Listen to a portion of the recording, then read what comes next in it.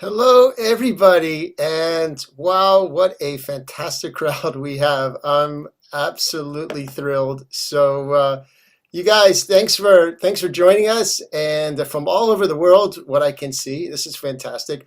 My name is Todd Felderstein. I am the founder of Smartphone Theater, which is the platform that you're seeing this on. It is a digital theater that we founded back in March of 2020, and since then we've put on 50 plus original plays and conversations and all sorts. Thanks. This just thrills me beyond. This is a very special show with obviously such a special cast.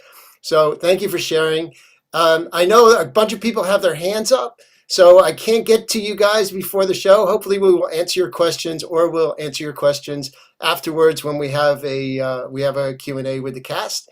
And also with the chat. So as soon as the show starts, I am going to turn off the chat as well. So if you guys are on YouTube, I'm pointing because I have screens everywhere. If you guys are on YouTube, you can chat to your heart's desire and feel free. But I am going to turn off the Zoom chat. So that's it. Guys, thank you all so much. I hope some of you were able to check out the smartphonetheater.com website, because that's where it all starts. So hopefully next year in 2022, we will still have lots of plays. They usually go up on Friday nights. So hopefully you all will be able to join us and come in on Friday nights and check out our original work. It's amazing. Beautiful playwrights and actors and directors from literally all over the world who are able to go and through our program actually make it work. All right, but enough of me gabbing. I know you guys are here to see Dark Shadows. So with that said, and without further ado, I bring you Dark Shadows, and we will see you afterwards. A Christmas Carol, done by Dark Shadows, the original cast.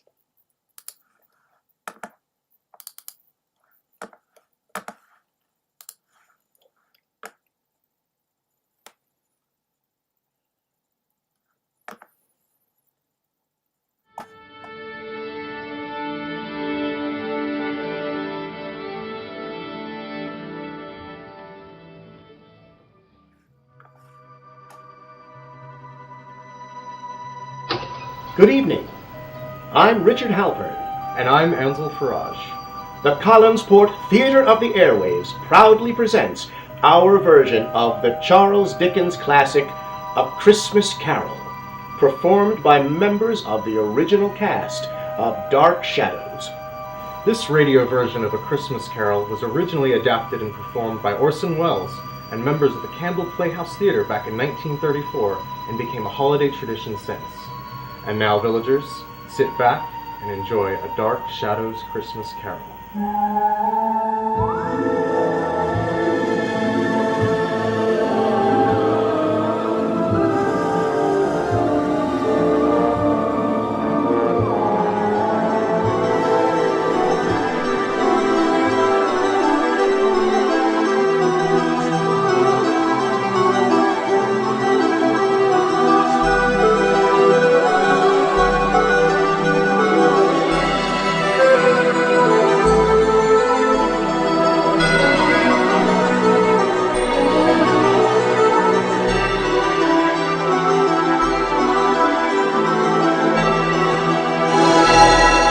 Jacob Marley was dead to begin with.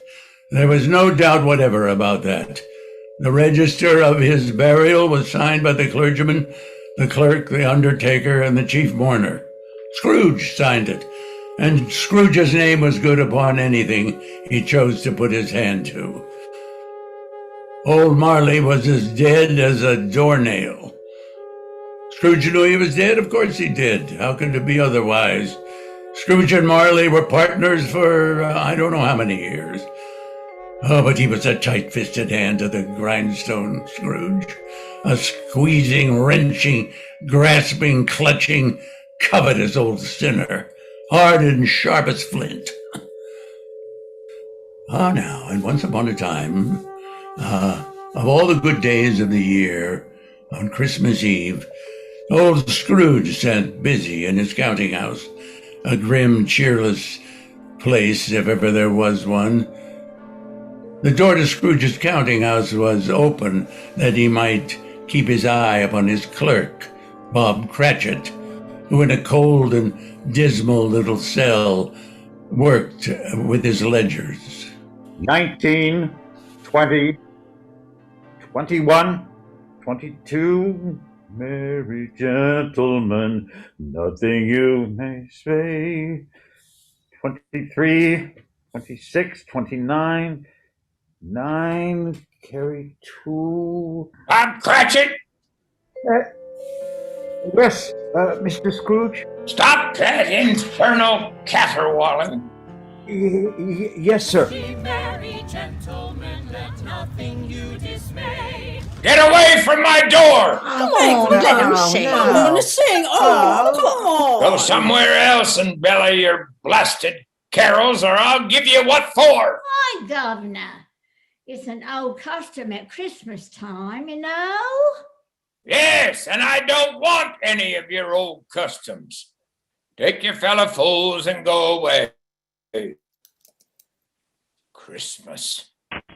Ah. Right, sir. Merry Christmas anyway, sir. Ah.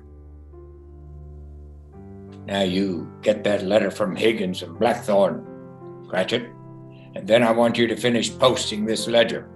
And after that, you could pop over to Partingale's and tell Ephraim Partingale that you come after the 17 shillings and 6 he's owed me since Michaelmas. And tell him I shall have a constable over there if he doesn't pay up at once. Mr. Partingale's wife has been ill, sir. No, what do I care about his wife? I want my 17 and 6. I just thought, being Christmas, sir, Well, hey, Christmas. Christmas. You mention that word to me once more, Bob Cratchit, and I will... A Merry Christmas, Uncle. Merry Christmas, Bob. Merry Christmas, Mr. Fred. God save you, Uncle. Ah, humbug. Christmas a humbug, Uncle. Now, I'm sure you don't mean that. Oh, I mean just that. Exactly that. Merry Christmas. What right have you to be merry? What reason have you? You're poor enough. Well, what right have you to be dismal about Christmas, Uncle? You're rich enough. Ah, bah! Now, Uncle, don't be cross. Well, what else can I be when I live in such a world of fools? What's Christmas to you but a time for paying bills without money? Merry Christmas, a time for finding yourself a year older and not an hour richer. If I could work my will, every idiot who goes about with Merry Christmas on his lips would be boiled in his own pudding and buried with a stake of holly through his heart. He should. Uncle! Now, nephew, keep Christmas in your own way, and let me keep it in mine. Keep it? Why, you don't keep it, Uncle. Well, let me leave it alone then. What do you want? A Christmas gift, I've no doubt. I came to wish you a Merry Christmas, Uncle. A Merry Christmas. Much good may Christmas do you. Much good it ever has done you. There are many things from which I derive good joy, by which I have not profited materially. I dare say, Uncle, Christmas among the rest. But I have always thought of Christmas time as a good time, a kind, forgiving, charitable, pleasant time. And therefore, Uncle, it has never put a scrap of gold or silver in my pocket. I believe it has done me good and will do me good. And I say, God bless it. God bless Christmas. Hurrah! Let me hear another sound out of you there, Bob Cratchit, and you'll keep your Christmas by losing your situation. As for you, nephew, I wonder why you don't go into the Parliament. You talk enough nonsense. Oh, don't be angry, Uncle. I want nothing from you. I ask nothing of you. Why can't we be friends? Good afternoon. I'm sorry you feel that way. Well, I tried. A Merry Christmas to you, Uncle. Good afternoon. And a Happy New Year, too. Humbug. And a Merry Christmas to you, Bob, and the Missus, and to Tiny Tim. Thank you, Mr. Phil. Same to you, sir. Good day, sir. Good day, Bob. Nonsense. Twaddle flummery. Talking of Christmas and not 2 sixpence to jingle together in his trousers pocket. Hey, you there, Bob Cratchit. Come here. What are you doing there? I'm only putting a bit of coal in this fire, Mr. Scrooge, seeing it's cold in there, sir. You put that coal back into the scuttle. A fire. A fire indeed. I can tell you, if you use coal at that rate, you and I will soon be parting company, Bob Cratchit. You understand that? There's many a young fellow that would like your situation, you know. I'm sorry, sir. My fingers are getting cold, a little stiff with the cold. Well, then put on your mittens. Go on, see who it is. Yes, sir. Good afternoon, sir. Good afternoon. Is this the firm of Scrooge and Marley? Yes, sir. We would like to see the head of the firm, if we may. Oh, very good, sir. What is it? This gentleman and lady are here to see you, sir. Huh? Have I the pleasure of addressing Mr. Scrooge or Mr. Marley? Mr. Marley has been dead these 7 years tonight. I'm Scrooge. Well, now, Mr. Scrooge, at this season of the year, it's only fitting that we who are more fortunate should raise a fund to buy the poor some meat and drink and means of warmth. You may not believe it, sir, but many thousands are now in want of common necessities. And hundreds of thousands are in want of the simplest comforts. Are there no prisons? Well, there are plenty of prisons, sir. And the workhouses? They're still in operation, I trust. We wish we could say they were not, but they are, sir. The treadmill and the poor law are in full vigor then. Both very busy, sir. Ha-ha! I'm glad to hear that. Hey! I was afraid, from what you said at first, that something had occurred to stop them in their youthful course. Well, no, sir. All these institutions that you mention are flourishing, but it's nevertheless true that some additional provisions for the poor and destitute must be made. Ah! Well, a few of us are endeavoring to raise such a fund, you see. So that being said, how much should we put you down for, Mr. Scrooge? Nothing. Oh, I see. You wish to be anonymous, sir. I wish to be left alone. I don't make merry myself at Christmas time, and I can't afford to make a lot of idle people merry. I help to support the establishments that take care of the poor. They cost enough. Let those who are badly off go there. Well, many can't go there, sir, and many others would rather die. And my advice to them is to do so and decrease the surplus population. Besides, I've only your word for it that all this is so. It's the truth, Mr. Scrooge. Well, so be it then. It's not my business. It's enough for a man to understand his own business and not to interfere with other people's. Mine occupies me constantly. Good afternoon. Well, we quite understand, Mr. Scrooge. Good afternoon. Cratchit, show this lady and gentleman out. Yes, sir. This way, please. Sir, madam, I couldn't help overhearing. I should like to contribute tuppence. Cratchit, Yes, sir. It isn't much, but it's all I can afford. But there are others in worse situations than I. You're a generous fellow. I wish I might say the same for your employer. Cratchit! Yes, sir. Good afternoon, sir. Good afternoon. Cratchit! And a Merry Christmas. Merry Christmas. Yes, sir. Yes, sir. Get back to your work. Yes, sir.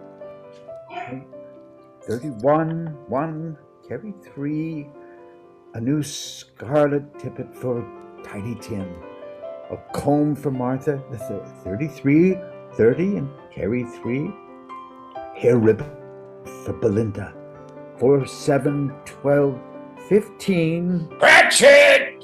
Yes, sir. Yes, sir. It's too late to have you go to Partingale's. You'll be closed up for Christmas like these other fools. We may as well close up the place now. Yes, sir. It is getting a little dark. Hard to see the figures. I suppose you'll want the entire day off tomorrow. If it's quite convenient, sir. Oh, it is not convenient. And it is not fair either. But I suppose I can't do anything about it. Hey, if I was to stop half a crown of your wages, you'd think yourself very ill-used, I would imagine. Well, sir, Yeah, but you don't think me ill-used when I pay a day's wages for no work, huh? It's only once a year, sir. Once a year! Once a year, indeed. A fine excuse for picking a man's pocket every 25th of December. But I suppose there's no good talking. You must have the whole day. Well, see that you're here all the earlier the next morning. You understand? Oh, I will, sir. I will. Indeed, I will. I will. Good night, sir. And Merry Christmas.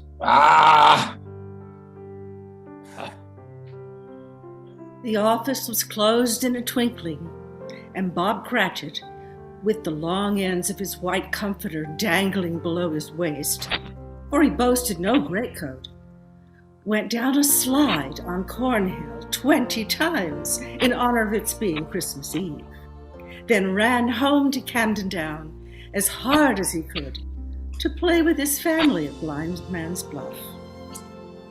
Scrooge, on the other hand, took his melancholy dinner in his usual melancholy tavern. Having read all the newspapers and planning to spend the rest of the evening with his banker's book, went to his dismal house. Darkness is cheap, and Scrooge liked it. The yard was so dark that even Scrooge, who knew its every stone, had to grope with his hands through the fog and the frost to find the door. And Scrooge walked through his rooms to see that all was right. Sitting room, bedroom, lumber room, all as they should be. Nobody under the table, nobody under the sofa, nobody under the bed, and nobody in the closet. Close the door. He locked himself in. In fact, he double locked himself in and took off his cravat. He put on his dressing gown, his slippers, and his nightcap, and sat down before the fire to take his gruel.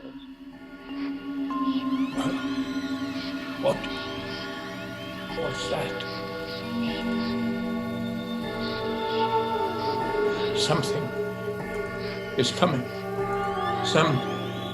Something is coming closer. Outside my door. I won't believe it. It's humbug still. Ebenezer Scrooge! Ebenezer Scrooge! A spirit? A ghost? Oh, no. What do you want with me? I want much of you, Ebenezer. Who are you? Ask me who I was. But, you're very particular for a ghost. All right, then. Who were you? In life, I was your partner, Jacob Marley. Jacob Marley? But you're dead. You died 7 years ago. Aye, 7 years ago this very night. What's wrong, Ebenezer?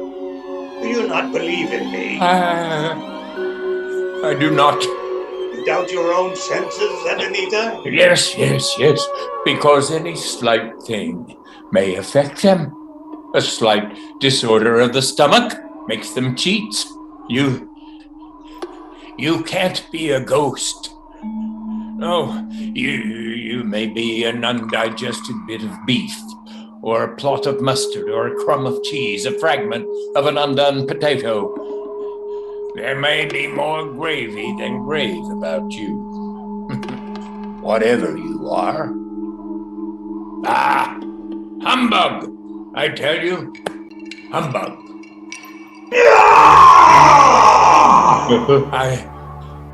I do believe in you. You are a ghost, Jacob. Thank you, Ebenezer. Why do you walk the earth, Jacob? Why do you come to me? Because it is required of every man that the spirit within him should walk abroad among his fellow men, to travel far and wide, to witness what it cannot share, but might have shared on earth and turned to happiness. But tell me, Jacob, what is that chain you wear around you? I wear the chain I forged in life. I made it, link by link, yard by yard, by my own free will. Is its pattern strange to you, Ebenezer? Cash boxes, keys and padlocks, ledgers and purses? Yours was as heavy and as long as this 7 years ago, and you have labored on it ever since, Ebenezer. Oh, Jacob, speak comfort to me, Jacob. Comfort? Comfort I have none to give. I cannot rest, I cannot stay, I cannot linger. Weary journeys lie before me. You travel fast. Yes, Ebenezer, on the wings of the wind. 7 years dead, and traveling all the time. 7 years, Ebenezer. 7 years of remorse. Ebenezer, do you know that no space of regret can make amends for one life's opportunities misused? But you were always a good man of business, Jacob. Business? Mankind was my business. Charity, mercy, benevolence, they were all my business. The dealings of my trade were but a drop of water in the comprehensive ocean of my business. Jacob, don't take on so now, Jacob. Listen to me, Ebenezer. I'll listen to you, Jacob. Go on, Jacob. Now, speak to me. Ebenezer, I am here to warn you that you have yet a chance of hope of escaping my fate. Do you hear that, Ebenezer? Jacob, yes. You always were a good friend to me, Jacob. Thank you, Jacob. But go on. How shall I escape? Oh, God. I'm afraid, Jacob. You will be visited by 3 spirits. Is that the only chance and hope, Jacob? It is your only chance and hope. Well, then, I think I'd rather not. Without their visits, you cannot hope to avoid the path I tread. Expect the first spirit tonight when the bell tolls 1. Couldn't I take them all at once and have it over, Jacob? Ebenezer, take heed, for your own sake, that you remember what has passed between us. Remember, when the bell tolls 1. Marley! Jacob Marley! Scrooge awoke. He was lying on his bed, fully dressed, and suddenly the curtains of his bed were drawn aside, and Scrooge found himself face to face with the unearthly visitor who drew them. It was a strange figure, like a child, yet not so like a child as like an old woman. Its hair, which hung about its neck and down its back, was white as if with age. And yet the face had not a wrinkle in it, and the tenderest bloom was on the skin. The arms were long and slender, the hands the same, yet their hold were of uncommon strength. Ebenezer Scrooge? Who are you? Ebenezer Scrooge, I have come for you. You are you the spirit whose coming was foretold me? I am that spirit. Who? What are you? I am the ghost of Christmas past. Long past? No, your past. But what do you want of me? What brings you here to haunt me? Your welfare, Ebenezer Scrooge. Rise and walk with me. Oh, no. No! Not out of the window. Why, I can't do that. I'll fall down. I'm not a spirit. I'm mortal, and I'll fall. Bear but a touch of my hand upon your heart, and you shall be upheld in more than this. Come, follow me. Where are we? What's become of the city? And there's snow upon the ground. Where are we? These are the shadows of the things that have been. Do you recognize this countryside? Oh, I know every inch of it. Every rock, every tree. And that bleak building over there?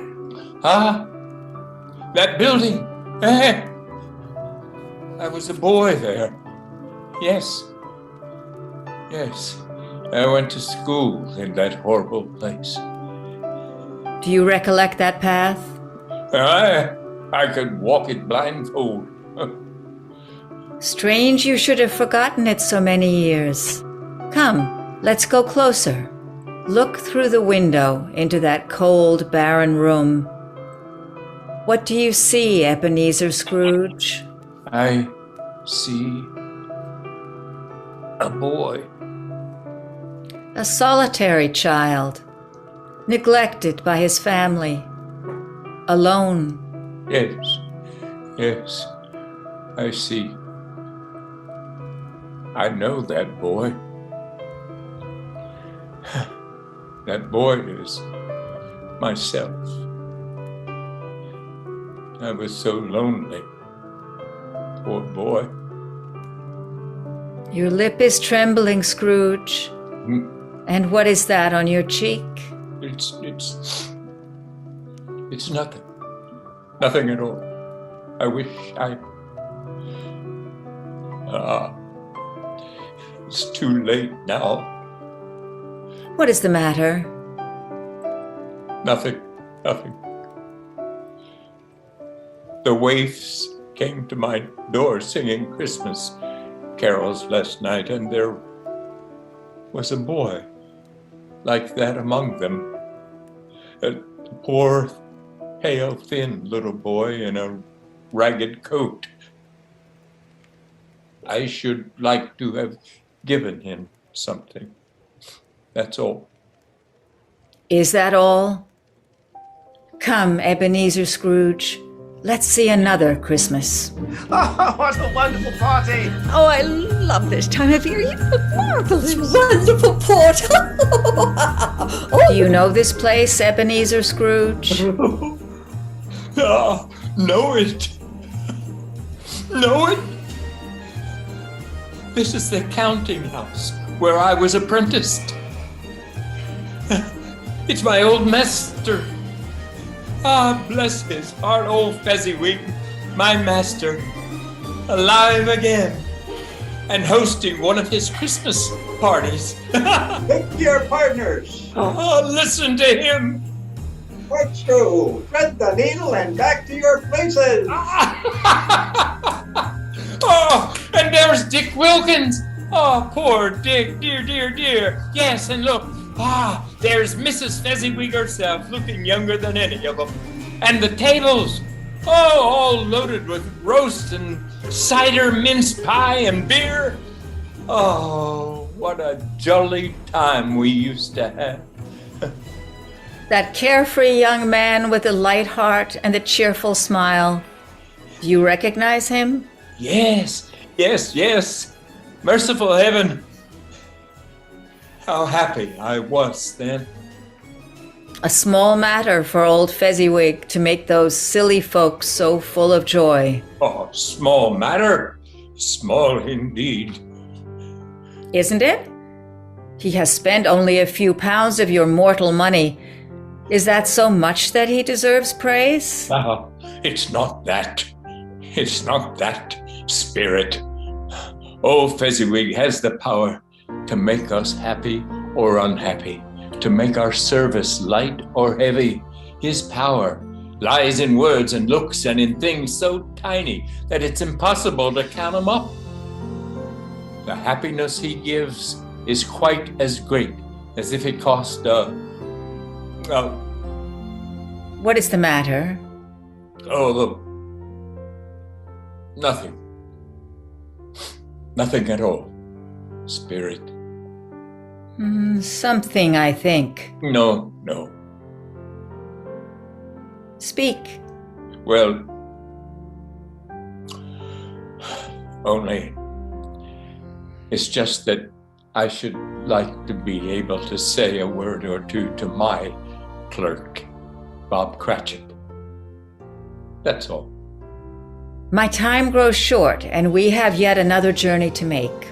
Where now? Come. This is our last visit to the past, Ebenezer.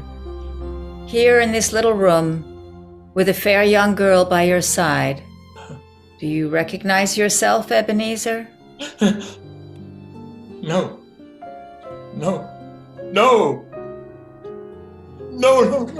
spare me this. You're older now, a man in the prime of life. Your face has begun to wear the signs of care and avarice. Your eyes are the greedy, eager, restless eyes of a miser. No, please. That girl by your side, there are tears in her eyes. It matters little to you, very little, I know that. Belle, have I changed toward you? When we were engaged, we were both poor. Was it better then? Better to be poor? Or better at least to be happy. You've changed. You were another man then. I was a boy. You blame me because I've grown wiser? Have I ever tried to break our engagement? In words, no, never. In what then? In a changed nature, in an altered spirit, in everything that made my love of any value in your sight. So I release you from your promise. Bill! Oh, at first it may cause you pain to lose me. A very brief pain, but soon it will die. Like a half-remembered dream, an unprofitable dream. And you will be glad to be awake from such a dream. May you be happy in the life you have chosen, Ebenezer, for the love of whom you once loved. That's enough. Show me no more. Take me home. These were the shadows of the things that have been. That they are what they are. Do not blame me. No. No more. No more. One shadow more. Do you see this man, Ebenezer Scrooge? This man might have been you, and the woman beside him your wife. And that girl might have been your daughter. Ebenezer Scrooge, she might have called you father. She might have been the springtime in the haggard winter of your life.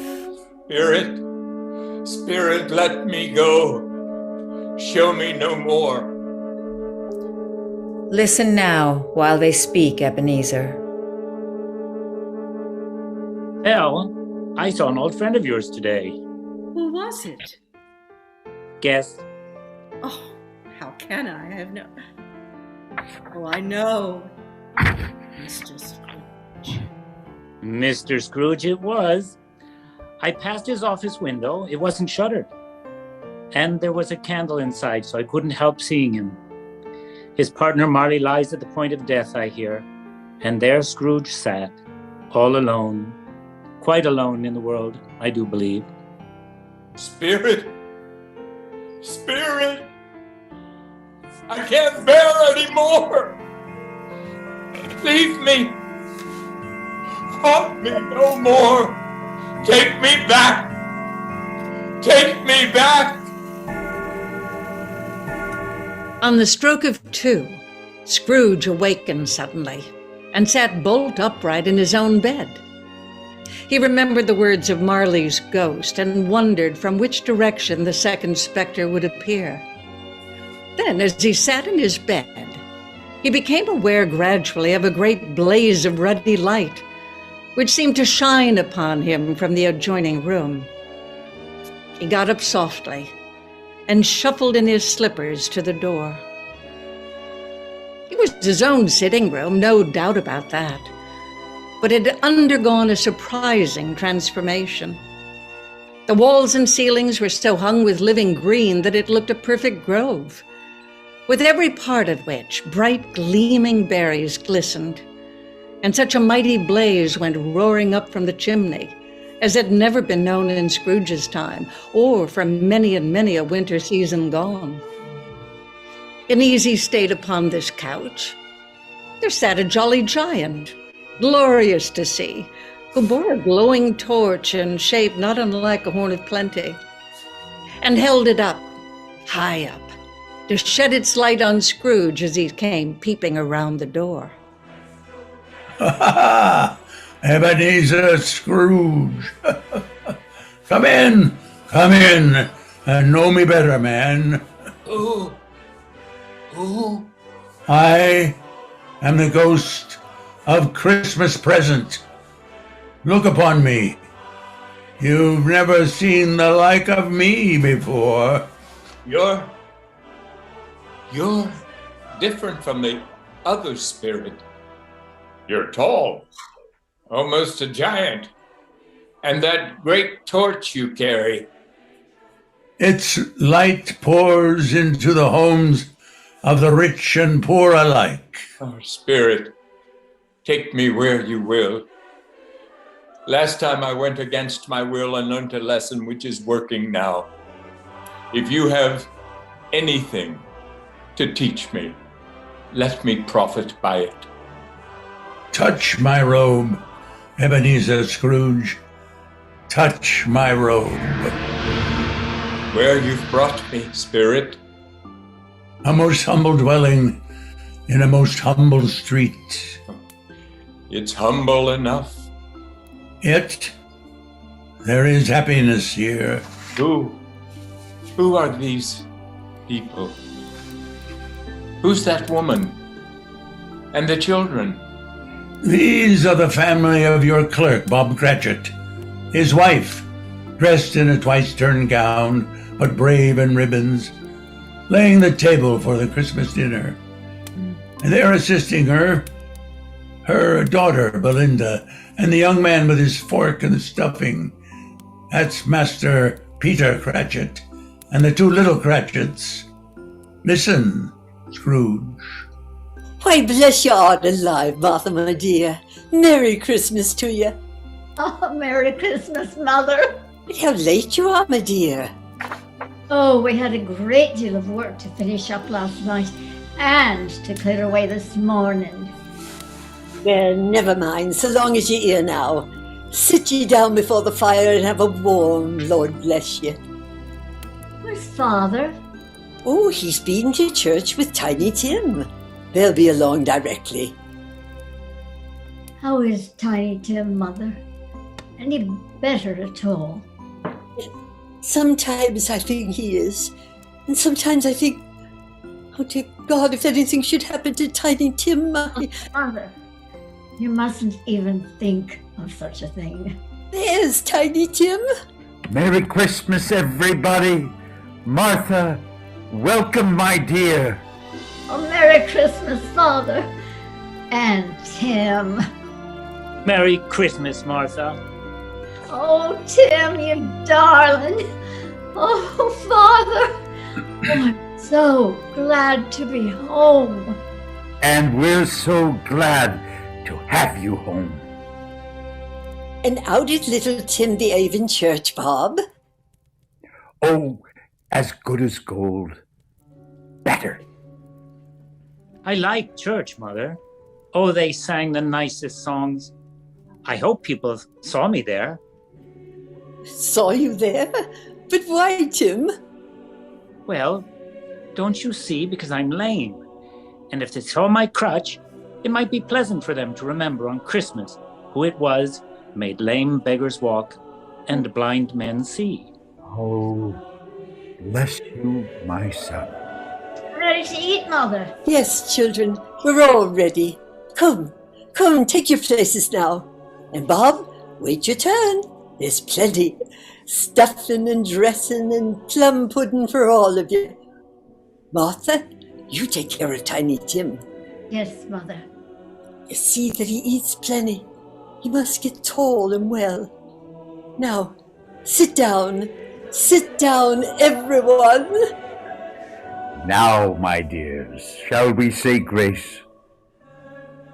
Dear Lord, we are thankful for all.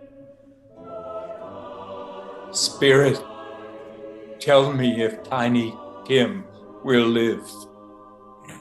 I see a vacant seat in the poor chimney corner, and a crutch without an owner carefully preserved. Oh, no, kind Spirit. Say he'll be spared. Say he will live. If these shadows remain unaltered by the future, Ebenezer the child will die. And for this, we are truly thankful. Amen. Amen. And now, my dears, a toast. A Merry Christmas to us all, and God bless us all. Amen. God bless us, everyone. And now, to Mr. Scrooge, the founder of the feast. The founder of the feast indeed, who pays you all the 15 shillings a week. Oh, I wish I had a beer. I'd give him a piece of my mind to feast on, and I hope he'd have a good appetite for it. Oh, my dear children, Christmas Day. Well, it should be Christmas Day, I'm sure, on which one drinks the health of such an odious, stingy, unfeeling man as Mr. Scrooge. Now, you know he is, Bob. Nobody knows it better than you, poor fella. Christmas Day. I'll drink his health for your sake, and the day's, but not for his. Long life to him. A Merry Christmas and a Happy New Year. He'll be very merry and very happy, I have no doubt. And I say God bless him too, Mother, and everyone. Well, there was nothing of a very high mark in all this. They were not a fashionable family, these Cratchits. They were not well dressed. Their shoes were far from being waterproof, and their clothes were scanty, and had known very likely the insides of a pawnbroker's shop. But they were happy, grateful, pleased with one another, and contented with the time. When at last they faded, Scrooge had his eye upon them, and especially on Tiny Tim, until the very last. Many calls Scrooge made that night with the ghost of Christmas present. Down among the miners they went, who labor in the bowels of the earth, and out to sea among the sailors at their watch, dark, ghostly figures in their several stations. Much they saw, and far they went, and many places they visited, but always with a happy end. The spirits stood beside sick beds, and they were cheerful. On foreign lands, and they were close at home. By poverty, and it was rich. In almshouse, hospital, and jail, where vain man in his little brief authority had not made fast the door and barred the spirit out, the spirit left his blessing. It was a long night, if it was only a night. And it was strange, too, that while Scrooge remained unaltered in his outward form, the ghost grew older, clearly older. My life upon this globe is very brief, Ebenezer. It ends tonight at midnight. Hark, the hour has come. Oh, no, not yet, not yet. There are still more things I wish to learn. These you will learn from still another spirit. Still another spirit, Ebenezer. Scrooge looked about for the ghost. It had vanished, and he found himself once more in his bed, in his dressing gown and his nightcap on his head.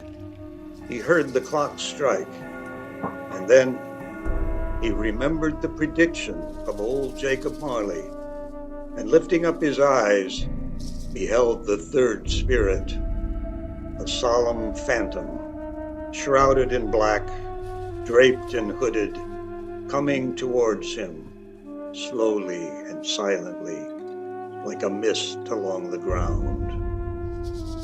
I know you. You are the ghost of Christmas yet to come. You show me the shadows of things that have not happened, but will happen in the time before us. Answer me, spirit, ghost of the future. I fear you more than any specter I have seen. Yet I know your purpose is to do me good. And as I hope to live, to be another man from what I was, lead on. Lead on. The night's waning fast and time's precious.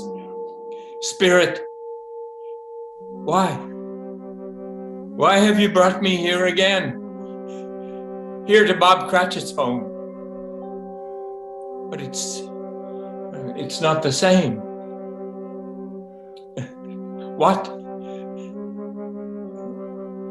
Why is it so quiet? So very quiet here. Oh,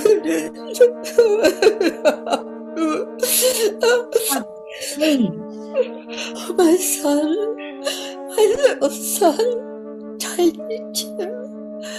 I loved him so. Oh, Mother dear, you mustn't. It's almost time for Father to be home. Don't let him see you crying. Yes, Martha. He's late tonight. He walks slower than he used to, and yet I've known him to walk very fast indeed, with Tiny Tim on his shoulder. So have I, Mother. But he was light to carry, and his father loved him so that it was no trouble at all. Good evening, my dear. Oh, Bob, you're home at last. But why are you so late? Yes. I'm sorry, my dear. I went to the churchyard today. I wish you could have gone with me. It would have done your heart good to see how sweet, green the place is. But you'll see it often. I promised him. Yes, I promised Tiny Tim you'd walk there on Sunday. Father dear. It's God's will, Bob. I'm trying to understand it, my dear. My son, my little son, Tiny Tim, and how I loved him so. Oh, that's cruel. Cruel. Spirit, can you not give me one ray of hope that I may change all of that? That Tiny Tim might live. Where are you taking me now? Here? On a common street? Spirit? What is there for me to learn here? Who are those women? I don't know much about it either way. I only know he's dead. When did he die? Last night, I believe. Well, it's likely to be a very cheap funeral. For upon my life, I'd allow anybody to go to it. Suppose we make up a party and volunteer. I don't mind going if a lunch is provided. Come to think of it, I'll bet I was his best friend. What? Well, we used to nod to each other when we met in the street. Spirit, help me. Who is this man that died? Is there no one to mourn the poor creature? No one to follow him to the grave? Perhaps they'll give him a green grave, at least, like poor Tiny Tim. Perhaps. Spirit, where are we now? Merciful heaven! A churchyard overrun by grass and weeds, choked with too much burying, desolate, lonely, crumbling gravestones. Spirit, before I draw near to that gravestone, answer me one question.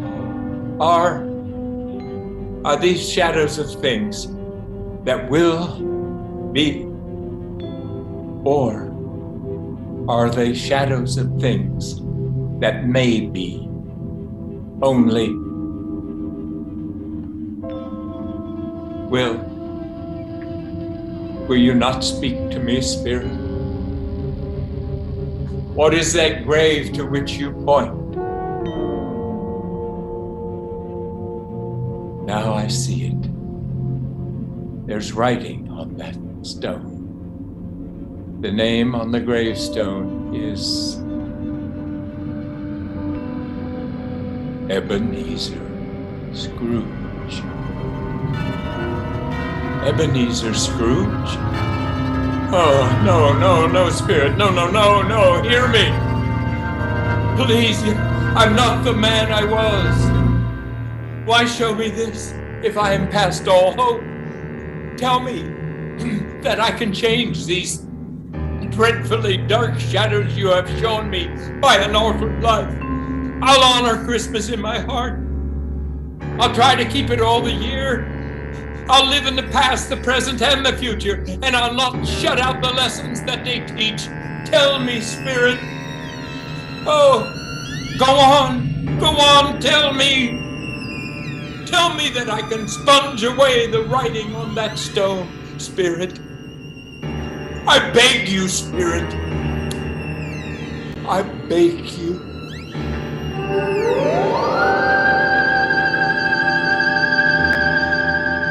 Spirit, I promise. I promise on my knees. I promise I'll... Why? What's this? Oh.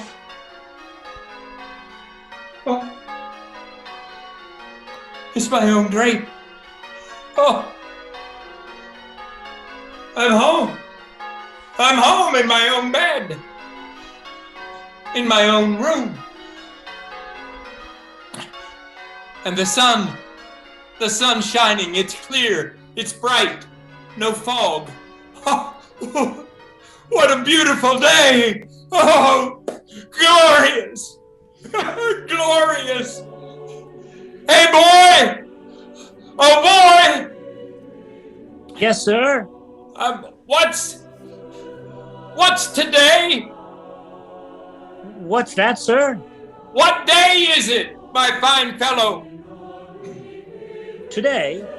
Yes. It's Christmas Day. Aha! Christmas Day!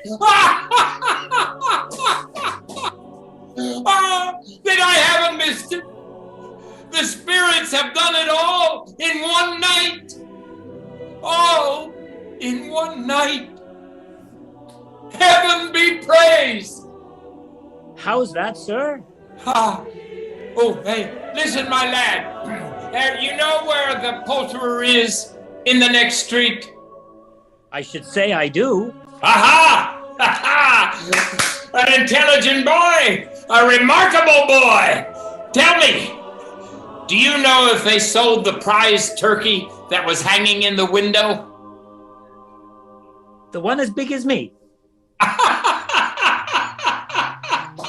Oh, what a delightful boy! It's a pleasure to talk to you. Yes, my buck. It's hanging there now, sir. That's wonderful. Go down, will you? And tell him to send it to Bob Cratchit and his family on Broad Street.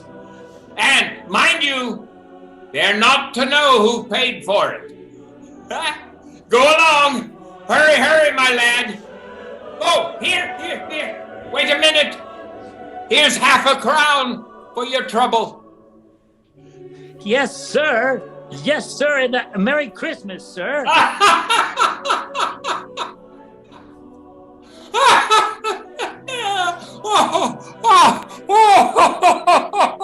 And a Merry Christmas to you, my boy.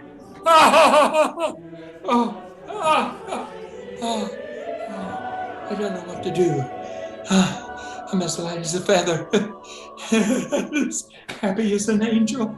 Oh, God. I'm as merry as a schoolboy. Merry Christmas! A Merry Christmas to everybody!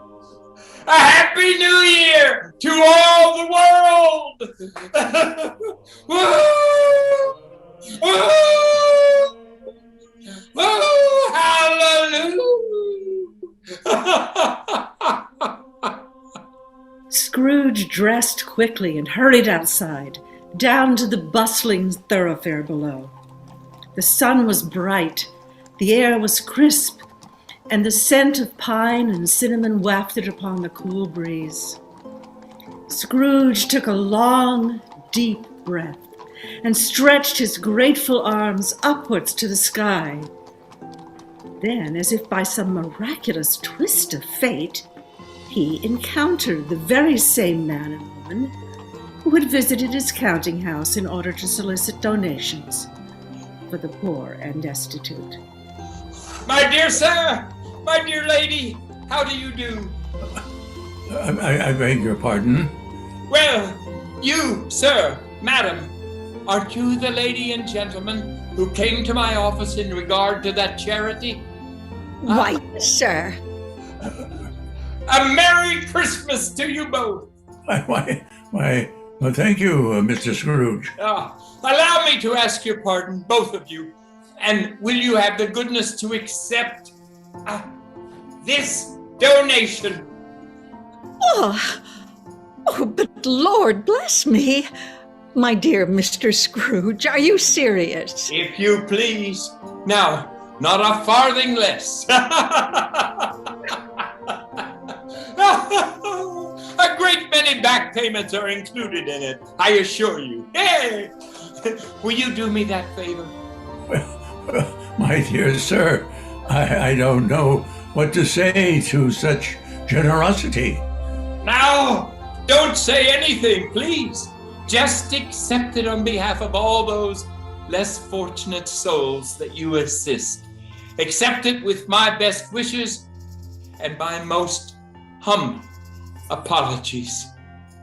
We will indeed.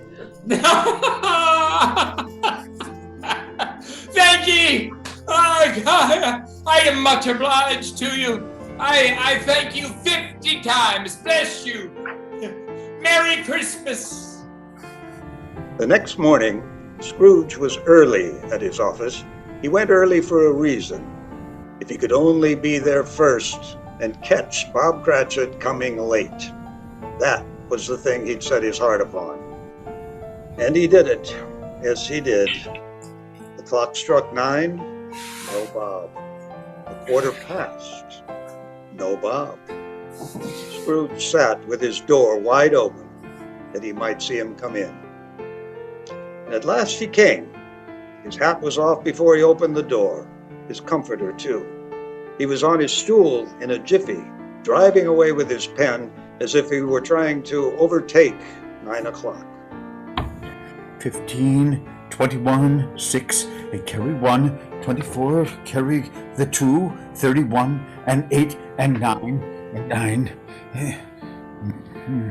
Hello, you Cratchit. Yes, sir? Step this way, Cratchit, if you please. Yes, sir. At once, sir. Cratchit, what do you mean by coming in at this time of day? I'm very sorry, sir. I'm behind the time. You are? Yes. I think you are. Oh, it's only once a year, Mr. Scrooge. It shall not be repeated. I was making a rather merry yesterday. I'll tell you what, my friend, and I'll not stand this sort of thing any longer. And therefore, Bob Cratchit, I'm about to raise your salary. Mr. Scrooge, are you quite yourself, sir? No, thank heaven. I'm not quite myself.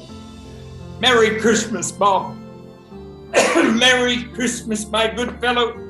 A merrier Christmas than I've given you in many a year. I shall raise your salary, and we'll see what we can do for Tiny Tim and the rest of your family, huh? We will discuss it this very afternoon over a Christmas bowl of smoking bishop. And Bob, make up the fire. Make it up and buy another coal scuttle before you dot another I, Bob Cratchit. Scrooge was better than his word. He did it all, and infinitely more. To Tiny Tim, who did not die, he was a second father. He became as good a friend, as good a master, as good a man as the good old city knew, or any other good old city, town, or borough in the good old world. Some people laughed to see the alteration in him, but he let them laugh. He little heeded them. His own heart laughed, and that was quite enough for him. He had no further dealings with spirits, and it was always said of him that he knew how to keep Christmas well, if any man alive possessed the knowledge. May that truly be said of all of us. And so, as Tiny Tim observed, God bless us, everyone. You've been listening to the Collinsport Theatre of the Airwaves production of A Christmas Carol by Charles Dickens. Tonight's production featured the following ensemble cast. Nancy Barrett as Martha Cratchit and ensemble. David Henesy as Fred, Scrooge's nephew, Belle's husband, Boy at the End, and Tiny Tim. Jerry Lacy as the ghost of Jacob Marley, Fezziwig, and narrator 5. Lara Parker as Belle, narrator 6, and ensemble. Mitch Ryan as the ghost of Christmas Present, narrator 1, and ensemble. Kathryn Lee Scott as narrator 2 and ensemble. Marie Wallace as Mrs. Cratchit, narrator 3, and ensemble. James Storm as Bob Cratchit. David Selby as Ebenezer Scrooge. And Alexandra Moltke-Isles as the ghost of Christmas Past. Produced, directed, and additional adaptation by Richard Halpern. Technical direction was provided by Todd Felderstein. Special graphics were created by Patrick McRae. Special effects and music were provided by Ansel Faraj. Dark Shadows, A Christmas Carol is not a Dan Curtis production. This is one of your announcers, Richard Halpern, along with Ansel Faraj, your other announcer. Merry Christmas to all, and to all a good night. Ah, family, it is time.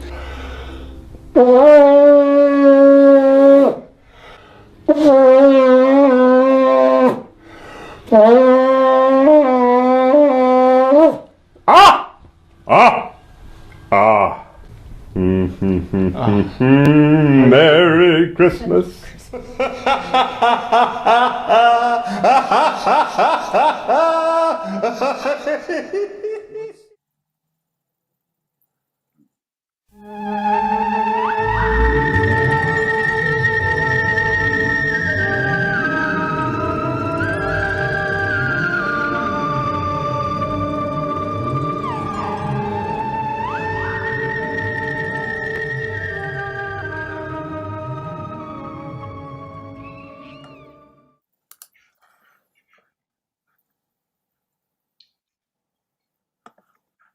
Well, how about that, folks? Yes, that was amazing. I don't know about you, Richard, but I think we should all get to work on Dark Shadows Reincarnation. How about you after that? Yes, Dark Shadows Reincarnation, absolutely. That was Ansel. You were right on point with those graphics and music. That was so good. Oh my God, it was so good. And the script is all over the floor here. I'll wipe it off. It's fine. So thank you so much. Thank you, Todd. That was great. And listen, what we're going to do right now, folks, is we're going to let the cast go to the ladies' room, for a little bit, and we're going to bring them back in one by one for the live Q&A following our show here. And in the meantime, we do have some special announcements about the Dark Shadows world that we need to bring to your attention. Ansel, don't you have some news about Dr. Mabuse? Yeah, more than just Dr. Mabuse. If you enjoyed seeing the Dark Shadows cast reunited, we have further adventures with the Dark Shadows cast. Coming to Blu-ray in January and available for pre-order now, the Dr. Mabuse trilogy with Jerry Lacy, Kathryn Lee Scott, Lara Parker, Christopher Pennock, and Lyndon Childs, All 3 films, a 2-disc Blu-ray set, brand new special features, brand new commentary track with Jerry Lacy. It's available now. We have Loon Lake, a Minnesota ghost story. I know there's a couple audience members from Minnesota.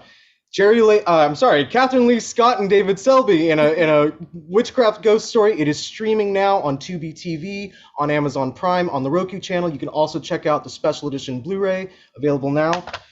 Jerry Lacy yet again in The Last Case of August T. Harrison, him versus the cosmic terrors of H.P. Lovecraft. It's streaming on Tubi TV and Amazon Prime for free.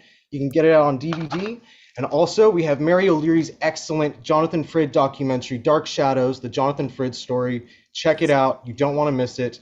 We also want to give a thank you shout out to Miss Penny Dreadful herself for hosting us on Terror at Collinwood. It's a great podcast series. She's been interviewing fans and creators and various other personnel involved with Dark Shadows. Check it out. Terror at Collinwood is the name of the podcast. Richard, we got a good cast. Let's get going. Great. Hold on. Hold on. I have to say something. Speaking of the Jonathan Frid documentary, I want to take a moment to highly recommend that you all watch Dark Shadows and Beyond, the Jonathan Frid story. This excellent documentary fully explores the life of the gifted actor who played vampire Barnabas Collins and contains a treasure trove of photos and recordings of Frid's life. Dark Shadows and Beyond, the Jonathan Frid story, is available to rent or purchase on several different platforms, including Amazon Prime and Apple TV. You can also buy a DVD or Blu-ray on Amazon, which includes 2 hours of bonus features. Hey, for additional information, go to Jonathan Frid Doc. That's Jonathan Frid, all one word. Yes, DOC at Facebook.com. All right, so there we go. And here's what it looks like. Here's the email. Do you want to? Is it backwards? I hope it's. Does it look backwards or frontwards? Oh, you're good. You're good. Oh, okay. All right, Jonathan Frid Doc, Facebook.com. Okay, so then we thanked Todd, and we want to thank Patrick McCrae for those amazing graphics. Thank you so much, Patrick. Patrick, of course, was the person who originally submitted with a lot of other material this script a year ago when we did the Dark Shadows reunion. So we finally got around to doing it. So we have thanks Patrick McCrae immensely for that. And let's see what I got. Absolutely. And of course, Smartphone Theater, please support Smartphone Theater, Todd Felderstein, for allowing us to do this today and doing that. And like you said, sir, I think it's time to start bringing on the cast. What do you say? I think so. All right. So first, we're going to bring on Kathryn Lee Scott, who also portrayed the fundraiser. I forgot. Where's Kathryn? There she is. She's coming on. All right, Kathryn. Come on. Let's see your camera now. There she is. There she is. Okay, Ansel? Next up, we have Miss Nancy Barrett. Where's Nancy? Come on, Nancy. Nancy Barrett, come on. Oh, here she comes. There she is. There she is. Wow, great. And next we have Mr. Jerry Lacy. Jerry Lacy, where are you? There he is, right away. Next up, Mitch Ryan. All right, bring on Mitch. Where's Mitch? Mitchell Ryan, where are you? Are you there, Mitchell Ryan? On the train. 1 second. He'll be here in 1 second. Oh, he'll be here in 1 second. Oh, and Lara Parker. Bring on Lara Parker. Come on. There she. Oh, look at you. You changed. Oh, you went in another room. Oh, I see what you did. Oh, you got your portrait. All right. Was that paint by numbers or that's a real painting? Right. Okay. And unmute your mic. Unmute your mic so we can hear you. Lara, yeah, unmute your mic. Okay. Mitch is here. We got Mitch now. Mitch Ryan has joined us. Mitch, unmute your mic. Thank you. Okay, now gotta look at the TV. Yeah, unmute your mic. Okay, and now we have who's next? Marie Wallace. Yeah, bring on Marie. Where's Marie? There she is. Here I am. Hello, love. Hi, Marie. Okay, and James Storm is Bob Cratchit. James Storm. Where? Oh, look at you with the Christmas tree. And is that Valerie? Hi. Yeah. Oh, Mrs. Storm. All right. All right. And next up, we have Scrooge himself, David Selby. David Selby. Where is he? Come on, Dave. Come on back. You were great. Look at you. How do you feel after that? That was terrific. All right. And Alexandra humbug. Moltke-Isles. Alexandra Moltke-Isles. There she is. And a puppy dog. Right. Okay, great. This is Mara. I think that's everybody. So what we're gonna do is Todd, you can come on if you want, or you stay in the shadows, whatever you want to do. There you are. Okay. In the show. Yeah, well, you were great. Let's all give a round of applause to Todd Felderstein for hosting this. Thank you. And that's just amazing. So we thank you so much. Nice of you. And thank you. I have one question. How was it? It was great. Oh my God. I was on the edge of my seat. There's pages all over the floor. I followed every line as you go, and it was great. Richard, I want to say one other cast member that we had. Christopher Pennock as the Ghost of Christmas Future. Yes. That was so wonderful to see him. Oh my God. It was so Yes. Big surprise. That was a big, lovely surprise. So thank you, Ansel, for that. So, okay. So Ansel, what Ansel has done in our Dark Shadows event, Christmas Carol event on Facebook, he wrote a post saying, if you have questions for the cast for the live Q&A, please ask some of those questions there.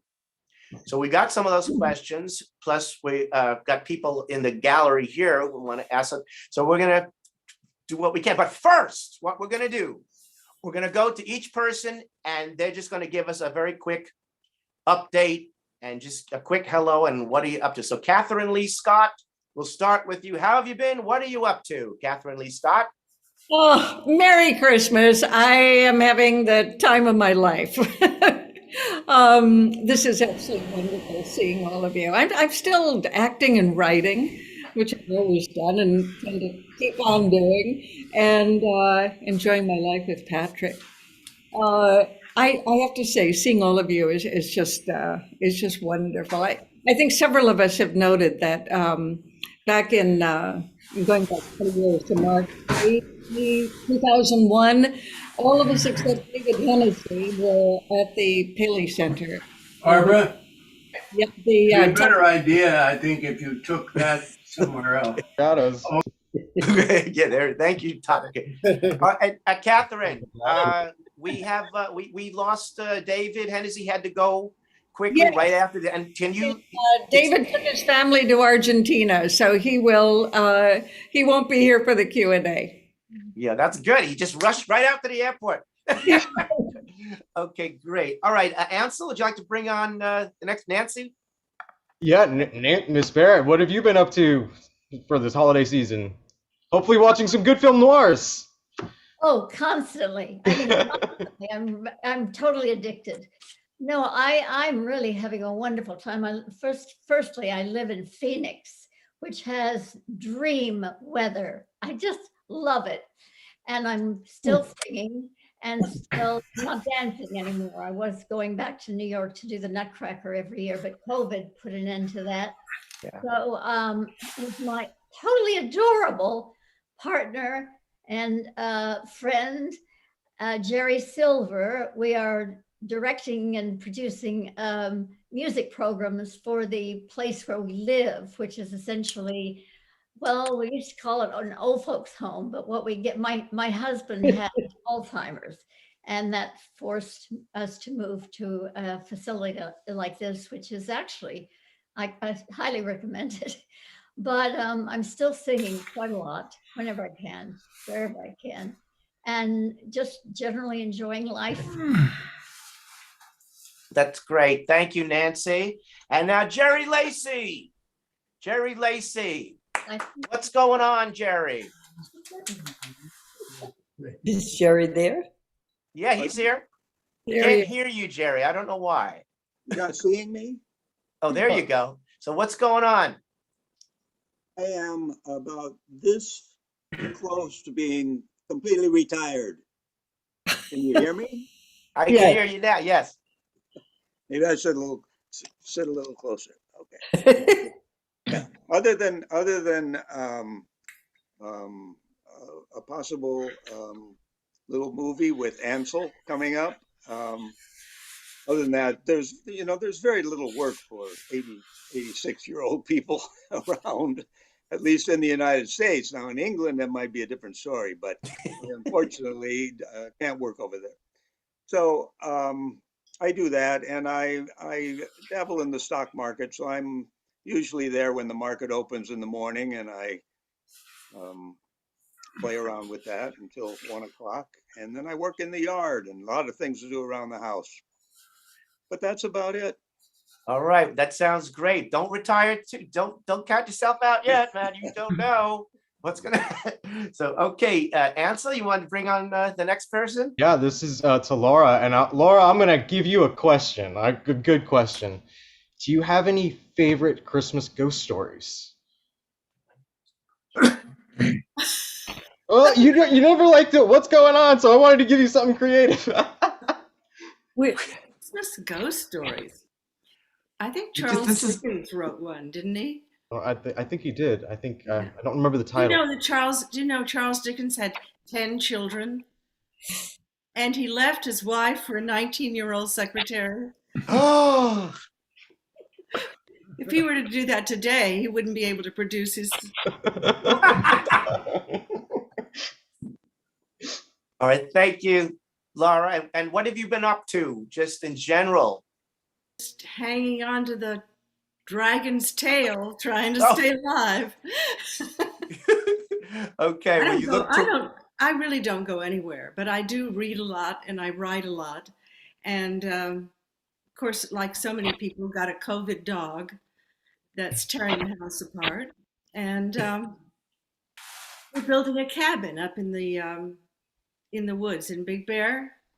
We've got in the foundation, and I'm going up tomorrow it finally rained, so we got snow, and I'm going up to see my grandson, who's just turned 14, and he's learning to snowboard, so hopefully he'll be able to do it. I'm not going to go skiing.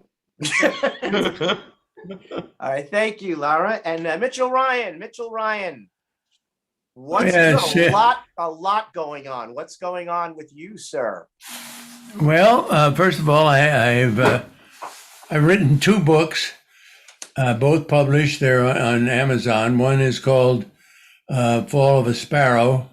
It's about me and my son and my career, my life, and the other one is about my grandfather and how my mother and father met and things like that, which is all made up.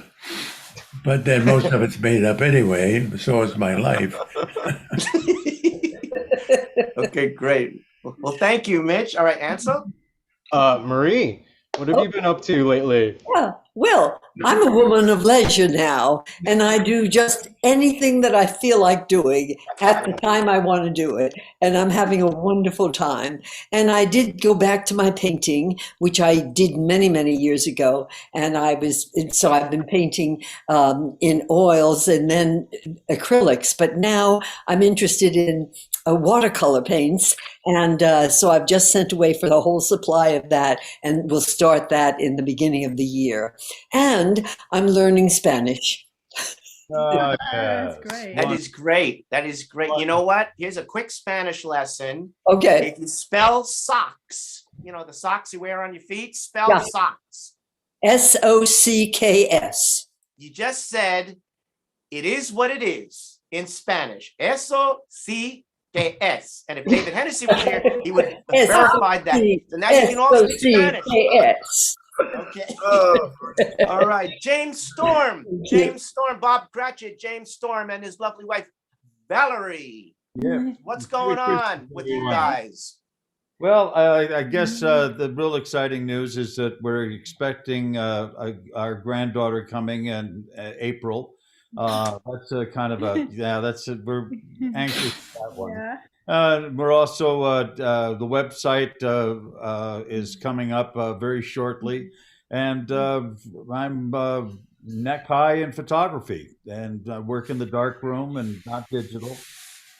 So I'm doing basically fine art portraits and landscape.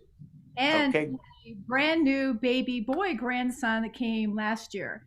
So, Nice. so it's been just fabulous. Having a lot of Well, congratulations to James. You were marvelous in the show, as was the whole cast. Just one last thing. And, I want to thank everybody for doing what we're doing, and particularly the technical aspects of this. It was just really really outstanding. Wonderful, wonderful. Wonderful. yeah, it's amazing. It was really, Ansel did such a great job. Todd did a great job, and all of you were It's just fantastic. marvelous there. All of them. And okay, Ansel, you want to bring on Ebenezer? David, we had a pretty good time in Minnesota, didn't we? Yes, we did, Ansel. We did. We should go again, I think. But we're due to get there again on the next one. What have you been up to in the past? You just saw it. It was just it was a lovely thing to get together with everybody. It was very, very special. You know, I do the same. I'm working on another thing. I guess I don't know whether Todd knows about it now, but it's going to be for smartphone. I'm doing a project with Susan Sullivan, an actress, and in Assad, yes. Yeah, with Assad, yes, the director, and Assad has a play that we want to do with a writer, and just things like that. I walk my dogs, do my garden, and I love seeing you all, and just wishing for our country that we all come together with love and caring, and we move on from where we are. Excellent. That is a great wish. Thank you, David. And now, she's not the prodigal son. She's not the.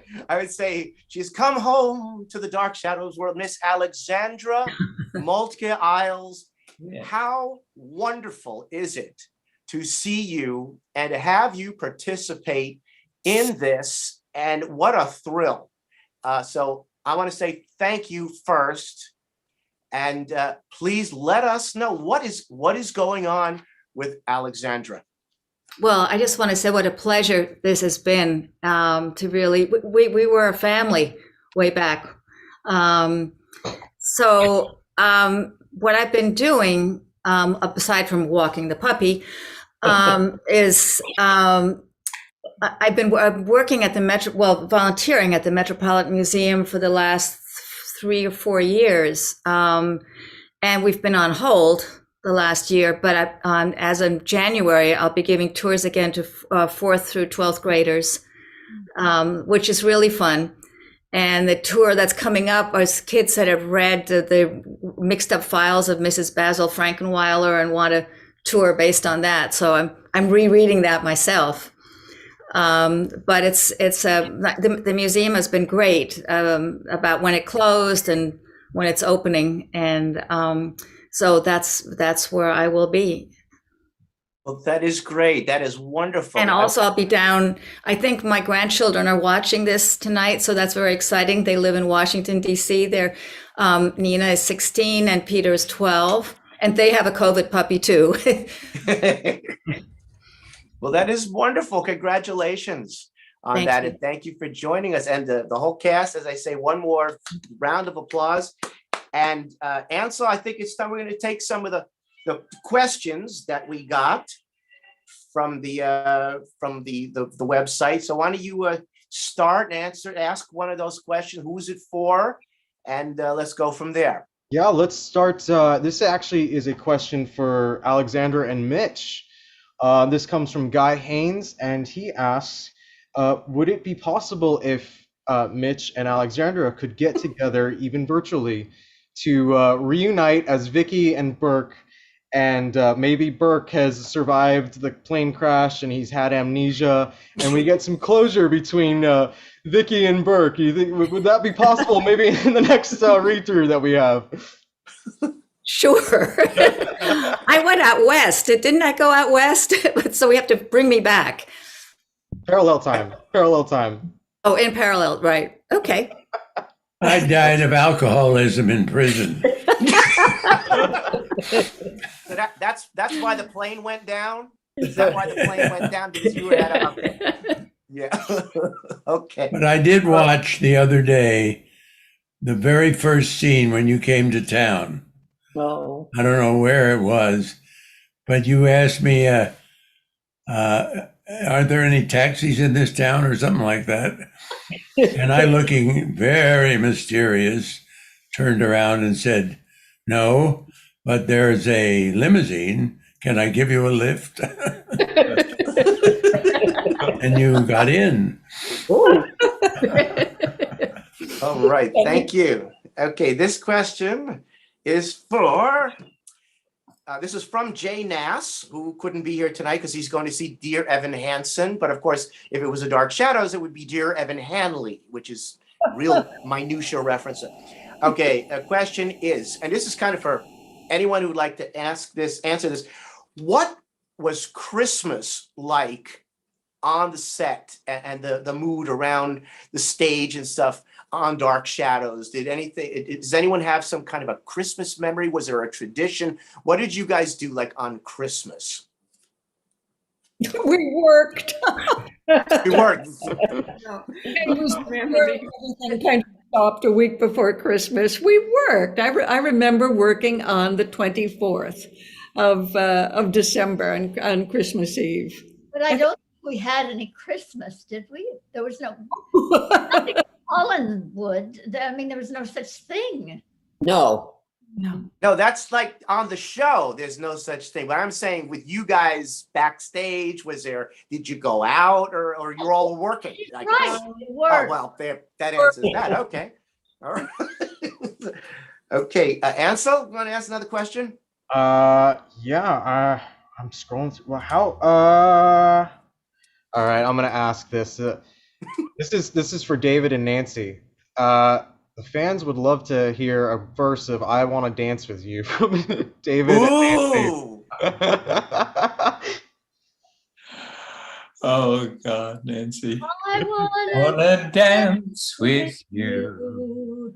Wanna dance the my cares away. I'll be I want close to you. and I'll always always say our hearts will beat in tune to the rhythm of our love. It's always been thick. Is a song, so why don't we both just dance along, around and around together with you. Oh, I wanna dance with you. Bravo. So good. Excellent. Thank you for that. Okay, this is for Kathryn. I was asked for you, which did you prefer? You're still working, so what do you prefer, movies or television? Whoever will hire to work on, you know. Oh, no. I love it all. Everything from reading audio books, if it's television, if it's stage, I don't care what it is. I just love working. Great. Okay, Ansel, you take the next one, and then you know what? Actually, there's going to be a. Are other special guests? Are other special We have a guests? special guest that's coming back in my place. So, Ansel, you just keep going, and you're going to handle this until you'll know when that special guest arrives. Okay? All right. This is a question almost for the whole cast. Dan Curtis wanted to do Christmas Carol originally. If you guys had performed it as part of the original series run, who do you think he would have cast you as? I don't know if you're able to answer this question, but let's give it a shot. You mean at the age we were then? Right, back on the original show, like who would you have played back then? Maybe this is an impossible question to answer, but I thought it would be an interesting one to try.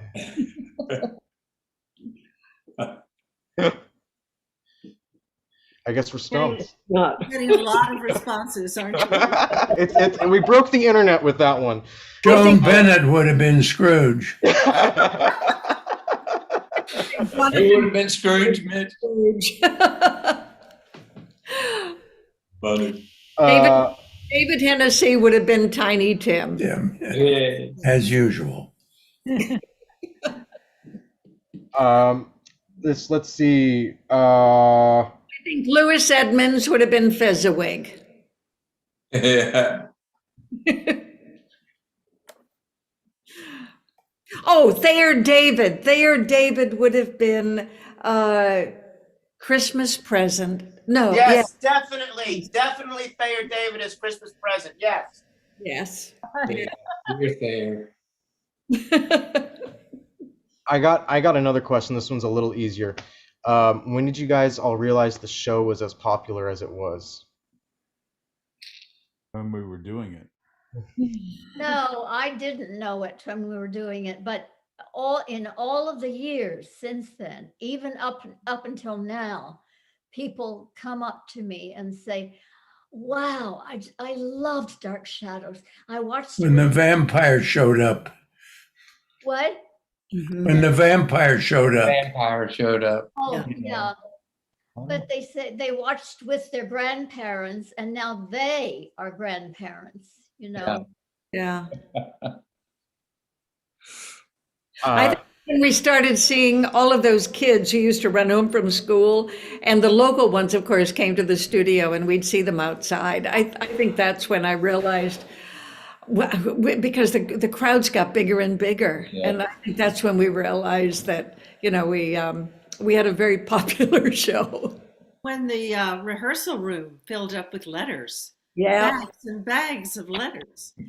And when we began to be recognized on the subway platform, and the kids would see us and scream and run as fast as they could away from us. It was so scary. And my son, my children went to PS41, and I knew there was something going on with his show, and they said, "Please don't pick us up after school. Can you get us about 3 or 4 blocks away from the school?" Because they were really embarrassed over the fact that the mom was a witch. Alexandra, when did you realize that the show was that popular?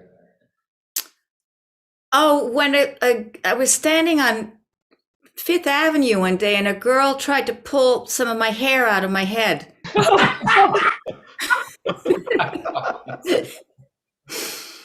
Well, that's funny. Well, I loved when we'd be in the street and people would recognize us. But the first time that I really was shocked was when I was doing Crazy Jenny, and I had this most, crazy makeup with the eyes and the hair and the whole thing. And I was walking in the street on 3rd Avenue, and someone said to me, "Hey, you're Crazy Jenny."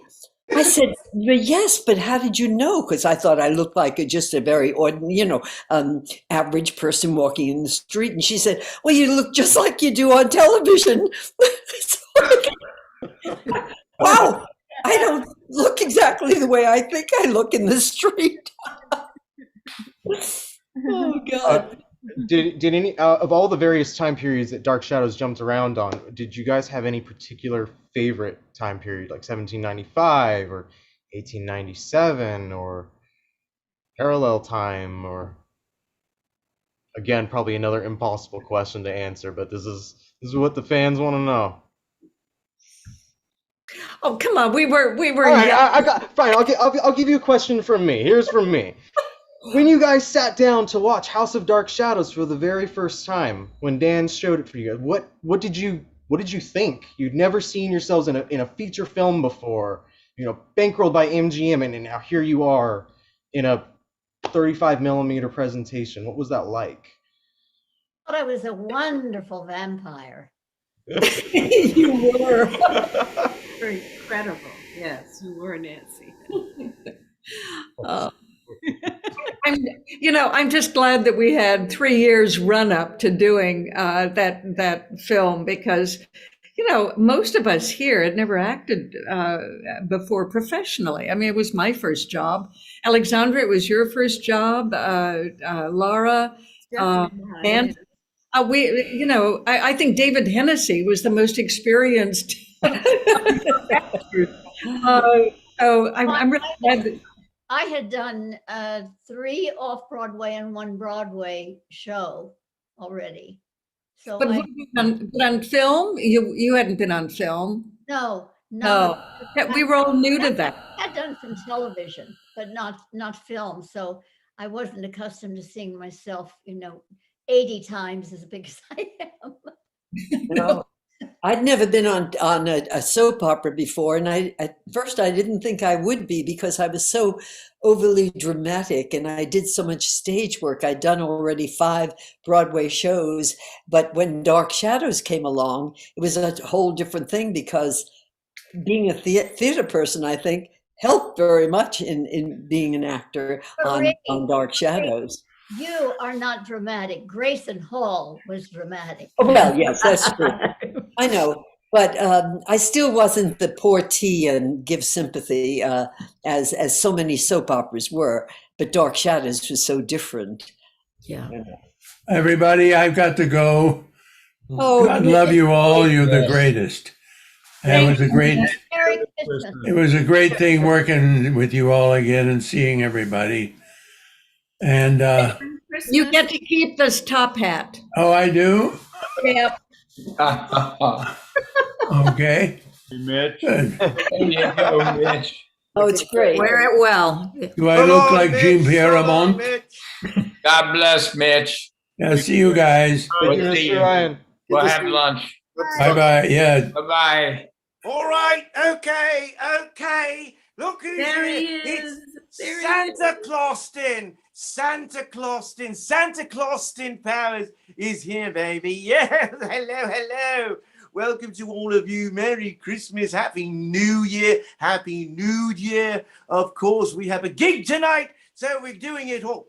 So listen, since I am Santa Clauston, I am also a spirit, much like the ghost of Christmas past, Christmas present, and Christmas future. I'm a spirit as well. And I have a message from the great beyond. This message is for, let me switch this out, for Miss Carolyn Stoddart and Miss Victoria Winters. So this is for both of you. All right, who's it from? It's from Mrs. Elizabeth Collins Stoddart. That's really important, baby. Yes, of course. It's from your mother, baby. Elizabeth. She has something really important she needs to tell both of you. Carolyn, I just want you to know Victoria Winters was my daughter. No, I hate that woman. It cannot be true. I don't understand. What's that? I don't understand. I never understand anything. I'll explain it to you, you dodo. Who's my father? But then again, you wouldn't be who you are, right? And who are you? Oh, my name is Victoria Winters. Wow! She said it on all these music radios. And I got to break my contract when I was pregnant because I never got paid for those hundreds of voiceovers. Oh. And my lawyer figured that out. And they finally let me go because it was Rosemary's Baby. And they were going to keep me, I think. Oh man, that would have been cool. Rosemary's Baby on Dark story. Side. Damn. That was supposed to be Rosemary's Baby? Really? I don't know. I kept getting pregnant and they kept saying, oh yeah, we'll think about it. And anyway, so those voiceovers saved me. Yes. Great. Very good. Okay. All right. Let me ask you a question here from the fold there. We'll go back to the thingy right here and we'll see what we got. And what is this? This is a question from, who's he from? This is from, look at this here. Oh, let's see, 2 questions. The cast goes up and down the stairs a lot on that show. Has anybody ever fallen? And was there a fire started? Was there ever a fire started with all the candles? That's a different question. But has anyone ever fallen down the stairs on that show, man? No, we were grace itself. Yes. We've bumped into tombstones. Yes. Doors, and the set has gone like this. And Off the stage. had flies land on our nose, and but Well, we don't fall down the stairs. We're much too professional to do that. They had a stuntman fall down the stairs for Cavada Humphreys. It was Alex. Madam Findlay. He was the medium, and she fell down the stairs. But I do believe that might have been Alex Stevens who fell, and of course, Grayson went ah, and Joan went oh. That's about all she could manage was oh, So that was it. All right, Ansel, why don't you take the next question, baby? Yeah, this one's actually for Jerry. Jerry, you always were playing villainous, sinister characters. What was the public reaction like when you would go out and people would recognize you? Were they like, "Oh man, that's Reverend Trask, I hate you," or what would they do to you, or did they? No, people didn't recognize me. I mean, I guess with the makeup and everything, I don't recall getting recognized much at all from Dark Shadows. Later on, when I did other soaps, I got recognized, but not from Dark Shadows very much. No. Okay. I got hit with a purse in Versailles, of all places. But that was for a different character. What's that story? Let's dig into that wound and find out. The character I was playing on Love of Life. Okay. Very good. Does anybody? This is also a famous question. Does anybody have any favorite memories of Jonathan Frid? Oh. 12 fans have asked this, so we're gonna. Well, I have the most wonderful memory of Jonathan Frid because years after Dark Shadows ended, I did The Lion in Winter with him. He directed me, and I played Eleanor of Aquitaine. Eleanor of Aquitaine.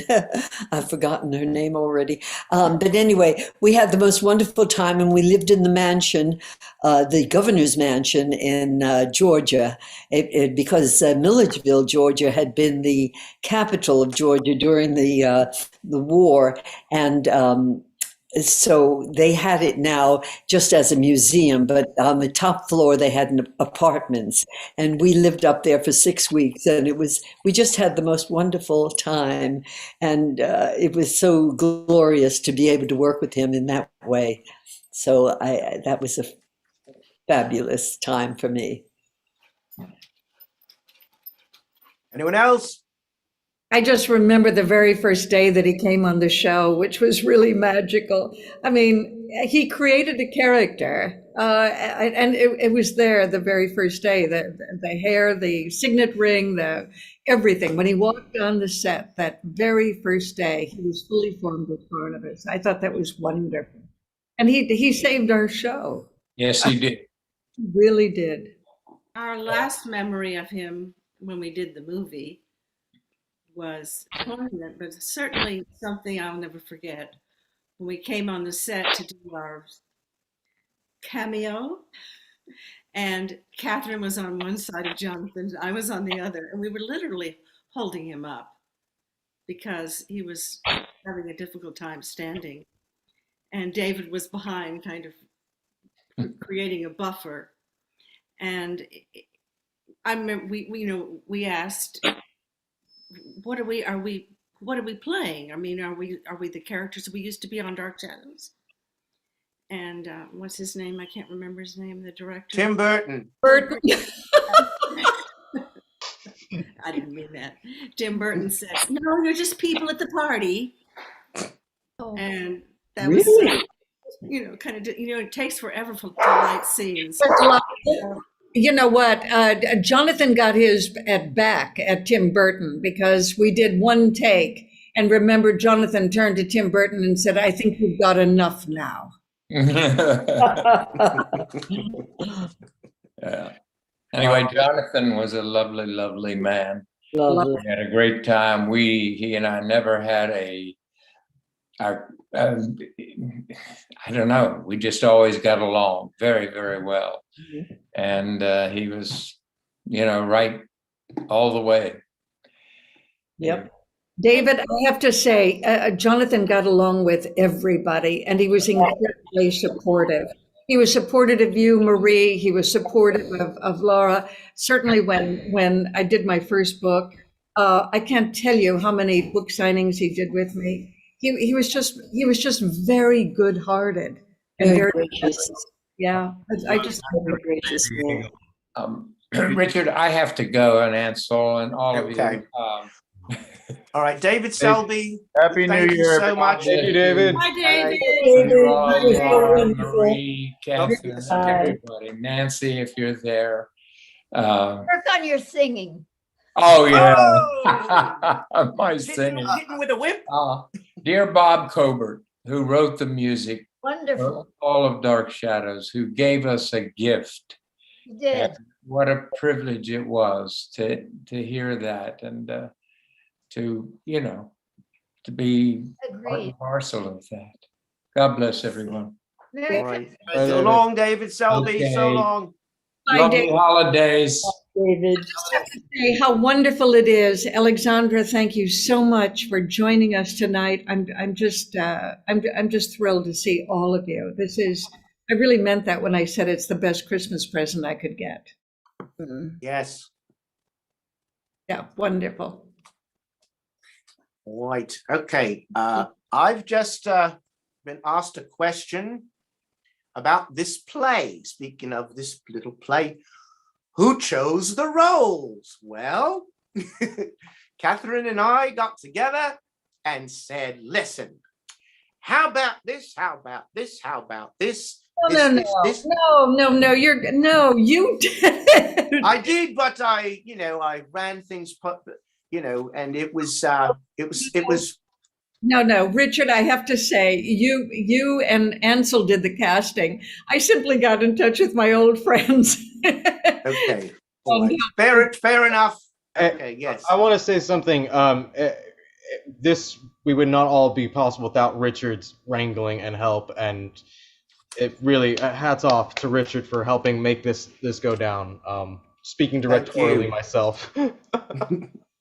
Well, thank you very, very much. And hopefully we can do some of these things again. We've got other cast members. Jimmy Hall was not able to participate. We've got Sharon Smith. And also, I would love it if we could work with Lisa Richards and Donna Wandre, Terrain Crawford. There's some in our Dark Shadows family. It would be wonderful to bring back. Okay, I agree. I think we should do Hound of the Baskervilles with all the dogs barking in the background. That would be the next play. And could I remind everybody, our audience that tonight was recorded, and plus it was live streamed, so you guys can watch it again and again. It's up on the website. It's going to be up on the YouTube page, Smartphone Theater web. So I know I've been seeing some of the chats. I'd love to watch it again. Watch it again. You can, absolutely. It's going to be there indefinitely. So do they go to smartphone.com? It's youtube.com/smartphone theater to our page. Okay, thank you. Okay, Ansel, you got another question from the group? I actually no. Do you, Richard? Do you? Well, let's try to do one more here. We'll All right. look in the chat, the live chat. We have a lot of responses and thank yous and happy holidays from the fans, wishing all the Dark Shadows cast and family. I'd like to say thank you to all the audience for tuning in and watching. Absolutely. Something like 700 people. Many more than that. I'll bet many more. How grateful we are for the loyalty of the fans. No, We really are. I between our Zoom audience and our YouTube audience, I think we clocked a little over 1,200 actually. Oh my God! Huge. That is wonderful. So, all right, you know what? I think we've done it. I think we've done it. So, listen. God bless each and every one of you for participating in this. Thank you, Todd. Thank you, Patrick McCrae. Thank you, Ansel. Thank you, Kathryn, for having all the contacts. Yes, and each member of the cast, we thank you all so much. Lara, James, Great. Nancy, Alexandra, Jerry, Marie, Kathryn. I'm going to switch over here. Who have we got here? To say that's so. I don't know who's left, but let me see who's got. Richard and Jim wants to say something. What do I? We wanted to say something to Ansel. Ansel, Yeah. really want to thank you so much for putting Christopher on there, Chris Pennick.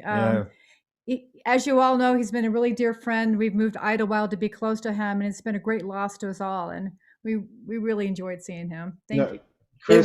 Chris needed to be. It was such a wonderful surprise and so touching. It was just a perfect segment. Yeah. It was beautiful. Chris definitely needed to be part of this, and I mean, what's perfect role? And the fans are going to love it because they love him. Yeah, I miss Chris so much. He was such a great guy, such a good guy. And we'll share it with Lynn. It'll mean the world to her. So thank you so much. I was going to ask about Lynn, if she was watching or if you're going to let her watch this, because this is let her know later. Good, excellent. Spending her Okay, birthday with her, and she's doing well. She's doing really well. good. Give her my love and my love to Tara as well. Thank you. Okay, Thank you. and that's great. All right, folks. Thank you all so much. Merry This Christmas. has been Merry Christmas, Happy Holiday, Happy Kwanzaa, Happy Hanukkah, everything. Merry Christmas. This has been the Smartphone Theatre production, the Collinsport Theatre of the Airwaves. This is what this is. Was very proud to present A Christmas Carol, Charles Dickens, and thank you all so much. God bless each and every one of you. God bless us, everyone, and to all a good night. Dark Shadows is a Dan Curtis production. Don't forget. Yes, Dark Shadows is a Dan Curtis production. Night, everybody. Happy holidays. Happy holidays, everyone. Thank you so much, Todd. You were wonderful. You helped us all so much. Thank you. Pleasure. Yes. Bye-bye. All right, so long.